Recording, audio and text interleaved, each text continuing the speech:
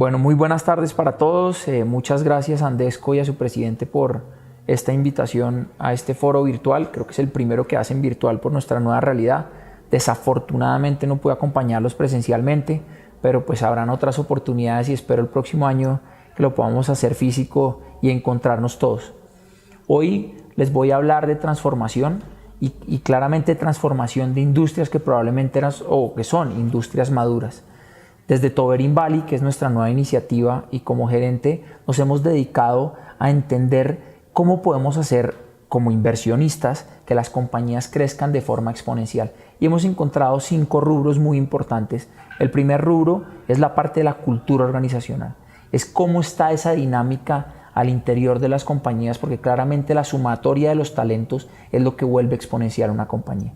El segundo tema, nos metemos en la parte financiera y de la estructura de esas compañías, porque muchas veces, generalmente el emprendedor es un gran vendedor, pero no necesariamente tiene las bases financieras para poder consolidar una operación. Tercero, nos metemos en la parte legal, administrativa y las tareas que uno va dejando un poco de lado y que son fundamentales en el largo plazo, porque ahí es donde vienen las contingencias más grandes. Cuarto, nos metemos a trabajar hombro a hombro con el emprendedor en la parte comercial y de gestión. Y por último, hacemos un 360 grados de todo el ciclo que les acabo de mencionar y empezamos a la parte de estructura y de edificación de compañías, que es a lo que estamos dedicados en este momento. Desde Toberín Valley encontramos que entre el private equity o la inversión estructurada y la inversión de riesgo o el venture capital, hay un segmento en la mitad en donde las compañías tienen esa tendencia a morir, y es donde más, digamos, en las estadísticas, lo que dice es donde las compañías mueren, en la etapa en la que más mueren compañías según las estadísticas. Entonces, nosotros ¿qué encontramos? Que si en ese momento, no solamente con dinero, sino con esos factores que les contamos, metiéndole talento, metiéndole esfuerzo, ayudando a edificar la compañía, creamos unos segmentos tan sólidos que vuelve las compañías exponenciales y crecen y transforman industrias, que es lo que más nos parece relevante.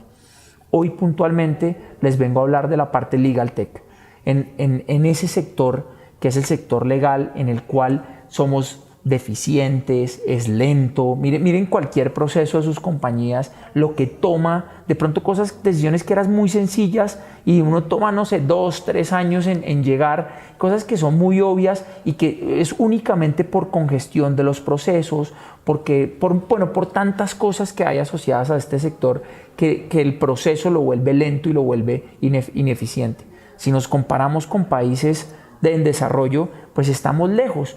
Todos nuestros procesos hoy en día son manuales. Por ejemplo, en los juzgados vemos que puede tener un juzgado encolado hasta 1000 procesos. Y no es porque no quieran, sino porque no tienen la capacidad humana de gestionar esos procesos. Si a eso le adicionamos paros, el COVID, bueno, todas estas realidades que tenemos en nuestro país, pues ya se podrán imaginar en qué momento vamos a volver eficiente la industria y la industria legal. Y para eso llega el concepto Legal Tech. De ese concepto, hoy les voy a hablar de las 5 grandes tecnologías que están transformando esa industria y cómo nosotros las estamos aplicando para darle un vuelco a ese proceso que estamos viviendo. Eso va a cambiar de forma sustancial todos los procesos legales en Colombia y nos va a poder llegar a ser competitivos. Miren, no solamente desde el punto de vista de que aligeremos el trabajo de los jueces o de la justicia, sino desde el día a día de las compañías, en donde una reclamación, bien sea ante la Superintendencia Financiera o la Superintendencia de Servicios Públicos, ante la Superintendencia de Industria y Comercio, pues empieza a tomar tanto tiempo que uno muchas veces hasta olvida el proceso y resulta que al final le llega una multa que inclusive lo puede dejar por fuera del negocio. Entonces vamos a abordar esas 5 tecnologías una por una. La primera tecnología disruptiva y que yo creo que es la que más está transformando esas industrias es el análisis de la data o el Big Data. Resulta que antes muchas de las decisiones venían pues basadas simplemente primero en el concepto de un juez, y hablo en el caso estrictamente legal. Segundo, en cómo se presentó el proceso de la demanda, que no tuviera errores, en fin, tantas cosas. Y tercero, pues muy al criterio del abogado, de lo que logró presentar, de la persona que está demandando y obviamente los argumentos que diera el demandado.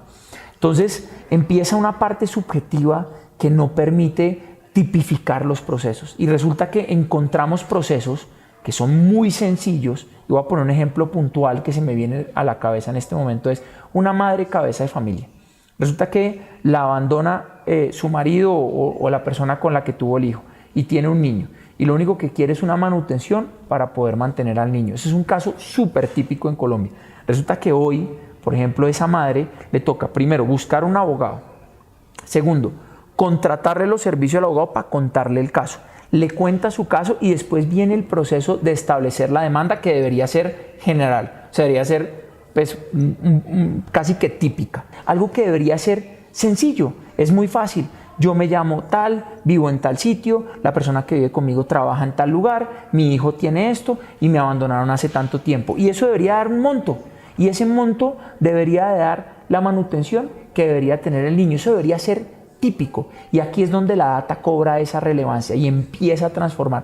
Eso que nos permite sacar, y como estos casos, existen 1000 temas inmobiliarios de compra y venta de activos, en fin, tantos contratos tipo que debería de ser un formato que se llene prácticamente solo y que los abogados se dediquen a pensar en la estructuración de los casos complejos y los casos tipo simplemente salgan muy rápido. Eso yo estoy seguro que si vamos a analizar la cantidad de casos que tiene represado la justicia, yo creo que eso puede representar por encima de un 70%. Si alivianamos el 70%, nos volvemos eficientes. Y al volvernos eficientes, logramos grandes resultados. Por ejemplo, vemos en países desarrollados como bufetes que probablemente era el 100 en facturación, en casos como España, no quiero dar nombres específicos, pero era probablemente el 100 en facturación, solamente con el análisis de la data y la tipificación de los procesos, logró por internet tener tantos clientes que pasó a ser el 25 que más factura en España. Entonces ahí ya se ven casos de éxito reales en países en desarrollo que los tenemos que aplicar a Colombia para transformar la industria. Bueno, el segundo concepto que es fundamental y es una realidad del mundo es que las máquinas pues ya están aprendiendo a hacer las tareas básicas de los seres humanos. Resulta que el concepto de machine learning, que tanto lo han oído, el aprendizaje de las máquinas, es que las máquinas empiezan a reemplazar las funciones básicas de los seres humanos. Por ejemplo, en nuestro país y casi que en toda la región, algo que debería ser automático es muy manual, que es, por ejemplo, la radicación de un proceso legal, el seguimiento de un proceso legal, no sé, tantas tareas que son físicas y que fácilmente se podrían automatizar. Aquí la idea es que a través del machine learning y de la transformación o el aprendizaje de estas máquinas de procesos mecánicos podamos reemplazar esas funciones que se hacían físicas, en donde hay problemas del ser humano, están las emociones en el ser humano, tantos conceptos del ser humano que obviamente pues, no le permiten competir con la máquina, en donde podamos volver más eficiente el proceso. Entonces, aquí entra a jugar la parte del machine learning, es cómo hacemos que las máquinas nos ayuden a volver eficientes esos procesos en los cuales generalmente tarda tanto tiempo que la justicia se vuelve obsoleta. Bueno, la tercera tecnología que es muy importante en la transformación del sector legal tech es el blockchain. Miren, generalmente todos los procesos se hacen físicos, es decir, firmar un documento se hacía físico, hacer un due diligence para revisar, uno tenía que tener los documentos en físico, porque muchas veces la gente no quiere que se saque la información de las compañías, por obvias razones. La información generalmente es el corazón de la compañía, como lo vimos en el primer punto. Entonces, para evitar estas filtraciones, salida de información, manipulación de la información, cambios que de pronto uno no conoce y la otra parte sí, en fin, tantas cosas que pueden pasar en intermedio por la interacción humana que, como digo, generalmente puede fallar, y sobre todo para evitar errores. Voy a poner un ejemplo. Uno de pronto recibe un documento y no se lo tiene que ir a llevar a radicar físicamente, como pasa en algunas licitaciones estatales que muchos de ustedes saben. Se va a poner físicamente el documento y resulta que el señor de la moto, no sé, se accidentó, entonces no llega uno a tiempo y uno termina perdiendo la licitación por una cosa que realmente se hubiera podido obviar con un proceso de tecnología. Aquí es donde el blockchain cobra una relevancia, porque es el que permite que, claro, se vuelve tecnología, pero que sea completamente seguro el proceso. porque solamente esta punta y esta punta, desbloqueando con el código del blockchain, pueden llegar a encontrar el archivo o a modificar el archivo, manteniendo un conocimiento exacto de todos los ciclos que ha surtido ese archivo a lo largo del tiempo. Esto que permite tener trazabilidad, permite tener transparencia, permite, por ejemplo, una firma que uno necesite en tiempo real, pues que no necesariamente se tengan que encontrar las dos personas para que estén face to face, sino simplemente que ponen encriptan el archivo y cuando se pueda firmar, cada uno hace su firma y queda el documento para las partes listo, donde nadie más tuvo un proceso o pudo involucrarse en el proceso. Entonces, el componente de blockchain en la parte de Legal Tech es vital. Como saben, todos los temas legales, pues primero necesitan una confidencialidad extrema, ¿cierto? Segundo, tienen iteración humana y de dos partes distintas y generalmente son contrapartes. Uno nunca ve que un documento legal, o es muy raro ver que un documento legal tenga la misma contraparte revisando el proceso, siempre hay una contraparte. Entonces, en todo ese ciclo para fusiones, adquisiciones, por ejemplo, yo veo cosas muy sencillas. Imagínense, por ejemplo, comprar una casa. Yo pienso personalmente que uno no debería de tener que ir físicamente a firmar la escritura, todo este rollo presencial, sino que con la tecnología del blockchain se podría encriptar todo el ciclo para tener la certeza de que tanto esta punta está vendiendo como esta punta está comprando y se cumplieron todos los hitos para poder llegar a que ese bien le traspase a la persona y la plata le haya llegado al comprador. Eso no debería ser un proceso físico, eso no debería ser un proceso que sea una notaría, eso debería ser un proceso que técnicamente se blinde con la seguridad y que permita que las personas tengan la tranquilidad y la certeza de que lo que se puso ahí no se puede modificar. Entonces ahí se cobra una relevancia muy importante y sobre todo con esta pandemia donde no podemos ir a la notaría, no podemos ir a hacer los procesos físicos, toda la gente está diciendo, uy, qué tal que me hagan trampa, qué tal que me van a robar, qué tal, tantas cosas que pasan o qué tal que me equivoque o en fin, pues blindamos el ciclo completo a través del blockchain y nos permite tener la tranquilidad para ambas partes. Un caso que se me viene a la mente que están utilizándose en Estados Unidos, en algunos condados a través del blockchain ya están permitiendo que las personas se casen. Simplemente queda el registro marital y solamente lo pueden abrir las partes que están involucrados y que lo necesitan o se podría modificar. Entonces es un caso puntual, por ejemplo, que se me viene a la cabeza en donde se vuelve muy eficiente, algo que se necesita a lo largo de la vida porque generalmente uno para firmar cualquier cosa le preguntan si está casado. Y en muchos casos demuestra el certificado si está vigente, si se divorció, tantas cosas que pasan en el ciclo de las parejas que pues vuelve ineficiente el proceso y en este caso en Estados Unidos ya lograron a través de esa tecnología darle la tranquilidad a las partes y poder tener la trazabilidad a futuro de todo el ciclo del proceso marital. Bueno, la tercera tecnología que es súper relevante en la transformación de la industria es el e-discovery. Miren, e-discovery básicamente es organizar lo que era en papelería física, llevarla digital o todos los tipos de documentación y tenerlo completamente organizado para que uno tenga trazabilidad de todo el ciclo. Voy a poner un ejemplo. Una licencia ambiental, una licencia de aguas para una construcción que se hizo hace 30 años puede tener no sé cuántos folios y cuántos procesos, por ejemplo, que añadió, no sé, cualquier cantidad de documentación que generalmente está física. Esa documentación, imagínense, por ejemplo, usted es un comprador de un inmueble o usted es un comprador de un terreno y quiere edificarlo, lo difícil que es acceder a esa información porque generalmente, repito, está física. El e-discovery lo que te permite es que en línea puedas tener toda esa información y la tengas ordenada, la tengas seleccionada por capítulo, o sea, que realmente quede muy fácil encontrar lo que uno necesita y poder volver eficiente, repito, la información para la toma de decisiones. Entonces ese es un caso que se me viene a la mente de algo que me pasó personal y que yo decía, pero ¿cómo es posible que esta documentación no esté en línea para que uno la pueda consultar y tomar una decisión mucho más eficiente? Por ejemplo, en el caso de ese puntual que fue el de la compra de un predio. Antes de pasar a la otra tecnología, se me vino algo a la mente del e-discovery que no lo tuve presente durante lo que les acabo de decir, y es la justicia predictiva.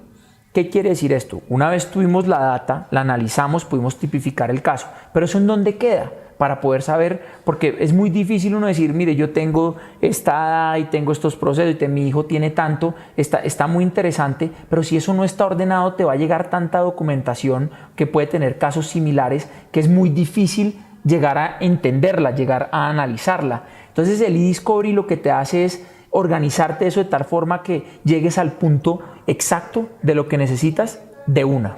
Bueno, una quinta tecnología que es supremamente relevante es la parte del bot, es la atención al cliente. Si vemos, la mayor parte de las compañías son deficientes en la atención del cliente o no tienen una satisfacción muy alta del cliente. Y ahí es donde hay un reto impresionante. Y ese reto, a mi criterio, se incrementó de forma exponencial con la pandemia, porque dejamos de tener ese contacto físico con el cliente, tratamos de entenderlo de forma virtual y claro, tuvieron mucho más tiempo, por ejemplo, en el caso de los servicios públicos, supongo que todo eso se ha incrementado porque si uno estaba en la casa, pues no sé, y antes podía estar en el trabajo y tenía la reunión puntual y se le iba a uno el internet o no sé, cualquier cosa que pase de un servicio primordial o se fue la luz o cualquiera de esas, pues es supremamente más irritante y la persona claramente, pues, inclusive puede hasta llegar a perder su trabajo. Entonces yo supongo que se incrementaron de una forma exponencial todas las reclamaciones porque el cliente se volvió más intolerante.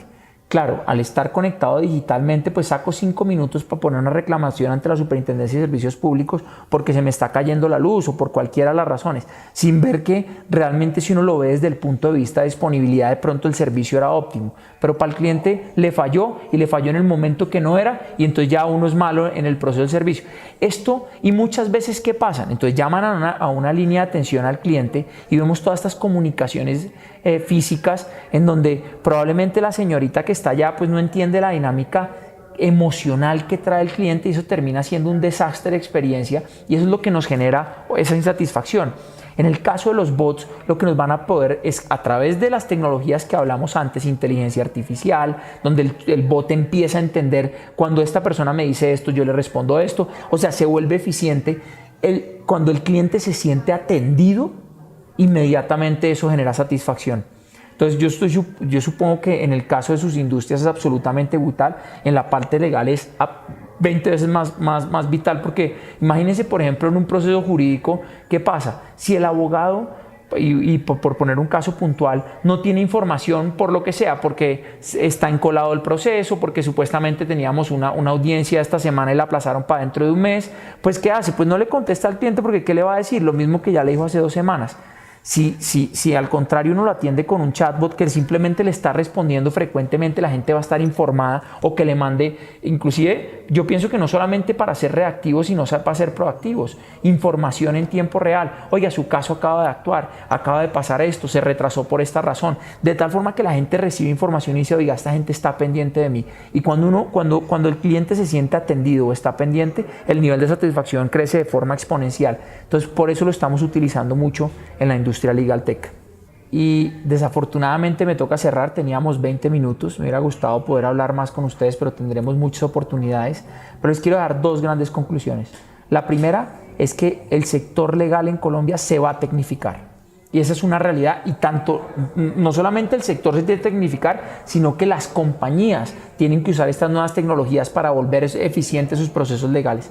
Miren que ya el Ministerio de Justicia lanzó su aplicación, la SIC, que es tan relevante en el caso de las empresas, lanzó su aplicación que se llama Facilita para conectarse.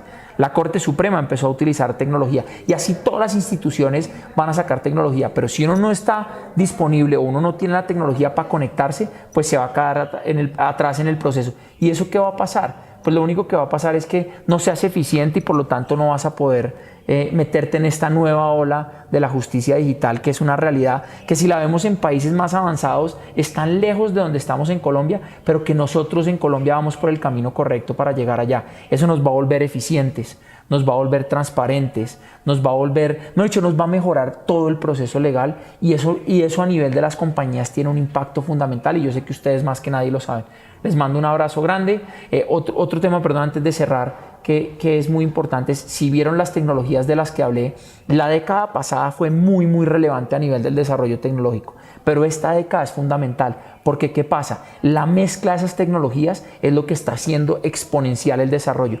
No van a encontrar una década en donde haya una transformación digital más grande que la que está pasando. Claro, las máquinas aprendieron, pero con la inteligencia artificial van a reemplazar las funciones del ser humano y así cada una de las tecnologías le aporta a la otra. Antes cada una por separado, ahora juntas vuelven exponencial el desarrollo. Y esta pandemia creo que es un recorderis bien importante para todos. Algo que veíamos dentro de 10 años se nos vino ahora. Un abrazo grande, Mauricio Hoyos.